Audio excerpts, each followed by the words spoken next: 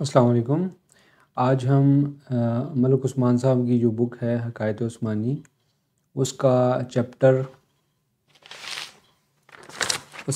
Number 54 chapter number पढ़ेंगे, जिसका उन्वान है चटखनी। चटखनी, ठीक है। चटखनी तो चलें पहले इसका मतन पढ़ लेते हैं। तो इसमें लिखा है कि एक कमरे के अंदर दरवाज़ा बंद करके चटखनी लगा के सोया हुआ था। एक आदमी कमरे के अंदर दरवाज़ा बंद करके चटनी लगा के सोया हुआ था। इसके दोस्त अहबाब काफ़ी देर तक दरवाज़ा खटखटाते रहे, लेकिन गहरी नींद में होने की वजह से इसने दरवाज़ा ना खोला। इसके अहबाब ने कोशिश की कि वह ज़ोर लगाकर दरवाज़ा खोलें और इसको बेदार करें, लेकिन ऐसा मुमकिन नहीं था, क्योंकि इसने दरवाज़े को अंदर से चटखनी लगाई हुई थी। दोस्त अहबाब जब थक कर चले गए और वो अंदर ही सोया रह गया। इशारा: कुछ लोग तकाज़ा तो करते हैं कि इन्हें नए उलूम व अफ़कार से मुतारफ़ कराया जाए, लेकिन ऐसा सिर्फ़ इसलिए मुमकिन नहीं होता कि उन्होंने अपनी ज़हनी और रूहानी इस्तेदाद के खाने को अंदर से बंद किया होता है। जब तक वो इस रविश को अपने अंदर से नहीं बदलेंगे तो दूसरा इनकी मदद करने से आरी होता है। अब ये इन्होंने ग्राफिक दिखाया हुआ है जिसके अंदर ये बंदा अंदर सोया हुआ है गहरी नींद, और बाहर इसके दोस्त जो हैं उसको जगाने की कोशिश कर रहे हैं, लेकिन वो जाग नहीं रहा। तो इसका जो मैसेज है, जो इस चैप्टर का मैसेज है वो बहुत ही सिंपल है कि इंसान जो है एक गहरी नींद जो है उसमें सोया हुआ है, ठीक है।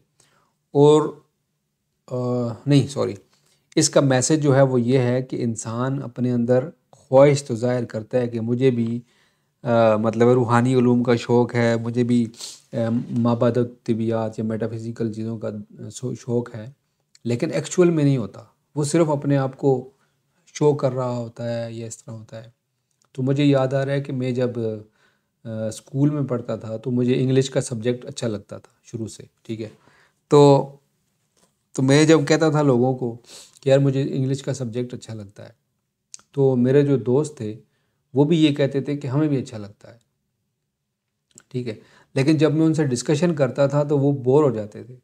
वो मतलब है कि वो जो उसके टेंसेस होते हैं, जो मुख्तलिफ जो हम वोकेबलरी अपनी जो इन्हेंस करते हैं या उसको बढ़ाते हैं, तो उनको वो शौक़ नहीं था। तो एक्चुअली वो प्रिटेंड कर रहे थे।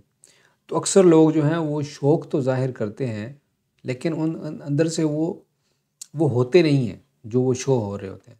हमें सबसे पहले जो कोशिश करनी चाहिए वो अपने आप को पहचानना चाहिए, ठीक है। जब अपने आप को पहचानेंगे और बिल्कुल अच्छे तरीके से, इंसाफ के तरीके से पहचानेंगे, तो फिर हमें अंदाज़ा होगा कि हमारे अंदर कितनी ख़ामियाँ हैं और कितनी खूबियाँ हैं, और जो ख़ामियाँ हैं हम उनको कैसे इम्प्रूव कर सकते हैं। जब हम उनको इम्प्रूव करेंगे तो फिर जाके हमारे अंदर कुछ इस्तेदाद पैदा होगी। लेकिन जब तक हम अपने आप से झूठ बोलते रहेंगे और अपने आप को एक फ़ेक उसमें रखेंगे, तो जब तक हम अपने आप को धोखा देते रहेंगे, तो वो किसी भी सूरत में हमारी ग्रोथ का सबब बन नहीं सकता, ठीक है। तो फिर मुझे याद आ रहा है जो एक प्रीवियस जो चैप्टर है रूह का मैदा, उसमें फिर मुझे याद आ रहा है कि यही चैप्टर था और उसके अंदर बताया गया था कि जैसे ही हमारा मैदा ठीक होता है तो हमारी जो खुराक है वो हमारे जिस्म में लगती है, और जैसे ही रूह का मैदा है वो ठीक नहीं है, उसके अंदर बंदे के अंदर इस्तेदाद नहीं है कि वो नेचर को समझ सके, नेचर के साथ मोहब्बत कर सके और दूसरों को रिस्पेक्ट और मोहब्बत दे सके। जो भी उसके लेवल्स हैं, नेक्स्ट जो लेवल आते हैं, जो कि इंसान जो इसके रास्ते में जाता है, तो वो रिसीविंग कैपेसिटी नहीं होती, ठीक है।